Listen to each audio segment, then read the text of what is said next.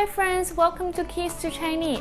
If you're new here, my name's Savannah. I make videos to teach Chinese grammar and vocabulary and provide strategies and resources to help you study Chinese. Today, I'm so excited for this video to come out because we're going to talk about how to learn Chinese on Netflix. Who doesn't love Netflix, right? There are tons of movies and shows in different languages on Netflix. And I just think it's such a waste if we don't use it to study languages.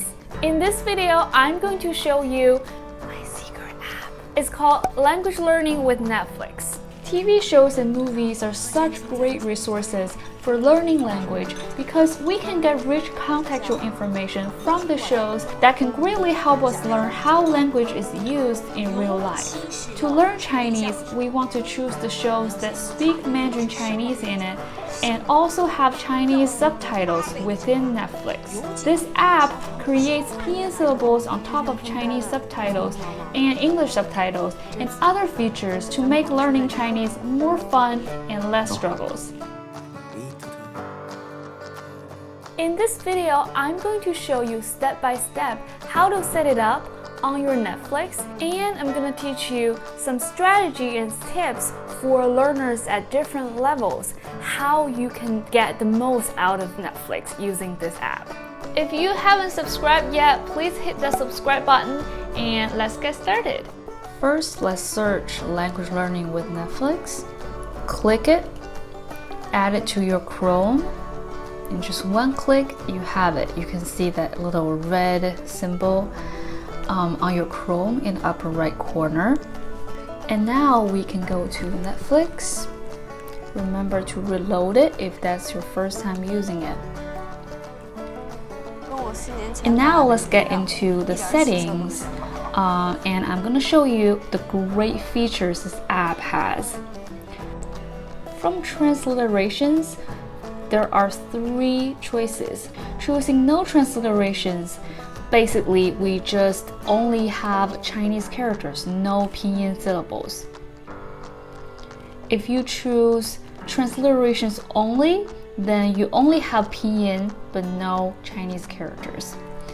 Right now, let's just leave it as original form. And then scroll down, you can see two types of translations: machine translation and human translation. To activate machine translation, you just need to sign in. You don't need to pay anything for it. Based on your level and learning needs, you can choose to turn off the English subtitles and only look at the Chinese subtitles, or you can choose to turn off both subtitles and only focus on listening. The playback speed allows us to adjust how fast people speak in the show. If the natural speed is a little bit too fast for you, you can change to 0.7 as the lowest speed adjustment, or 0.8 or 0.9. And the last important feature I want to share with you is the mini dictionary you can use on the subtitles. By hovering your cursor on top of characters or words, you can see the simple translation. Let's move on to the subtitle panel on your right-hand side. If you hover your cursor before each subtitle, you can see a blue play button. By clicking that button, you can replay that line as many times as you want without rewinding. 一点起色都没有，一点起色都没有。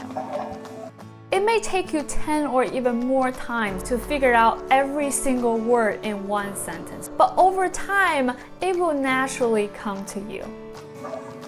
哎呀，你就差这一年，哎，你不怕你之后你老了你后悔啊？你想说，哎。Now let's take a look at how we can use mini dictionary to learn new words and phrases with other available resources online. Basically, we use the mini dictionary and two different types of translation to help us figure out the meaning of the new words. Let's use 年夜饭 as an example. The mini dictionary says dinner, but the human translation says the New Year feast. So obviously there is a mismatch. In this case, we want to look into it and see what it really means. To solve this problem, we need a more powerful dictionary. I highly recommend another extension called Chinese English Dictionary. So got it, 年夜饭. It means New Year's Eve family dinner. And now let's take a look at another example. Here, 几 means several, few. 道菜 comes as one word, which is not correct.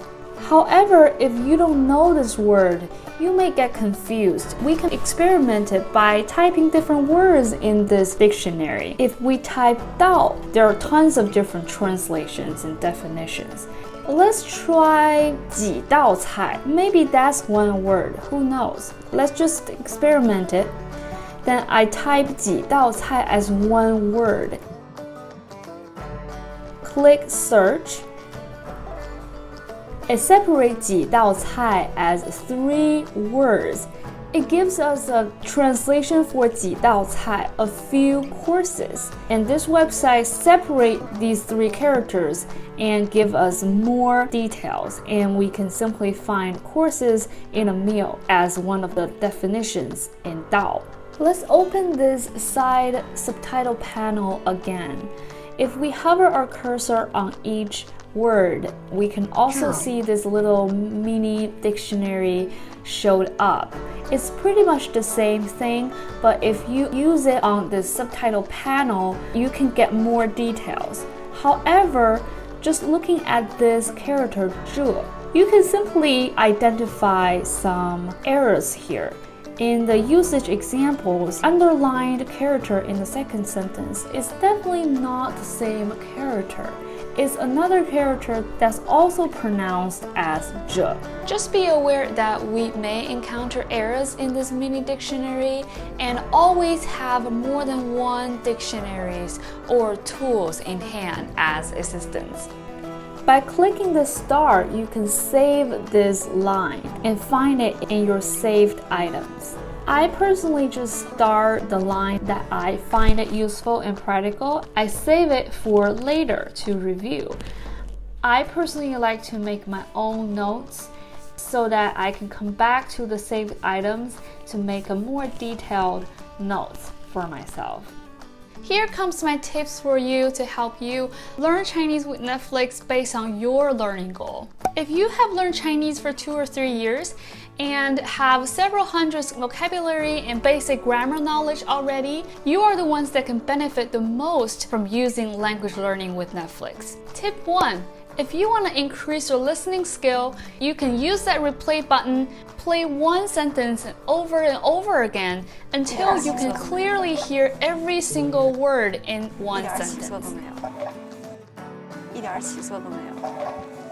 To practice your pronunciation, also use that replay button. Listen to it, imitate, and repeat that process. Tip 2. Do not watch the show all the way through to learn Chinese. If you want to do some listening and pronunciation practice session on Netflix, first watch the show all the way through, figure out what the story is about, and choose 5 to 10 minute clip for practice so that you don't get distracted by the show itself, and also get to choose the part you find practical and useful for real life conversation. Tip 3. Find a suitable TV show to learn Chinese. First of all, you want to be aware that there are a lot of different regional dialects in China, and you may encounter them in TV shows. Sometimes the accent is slight and sometimes it's relatively strong.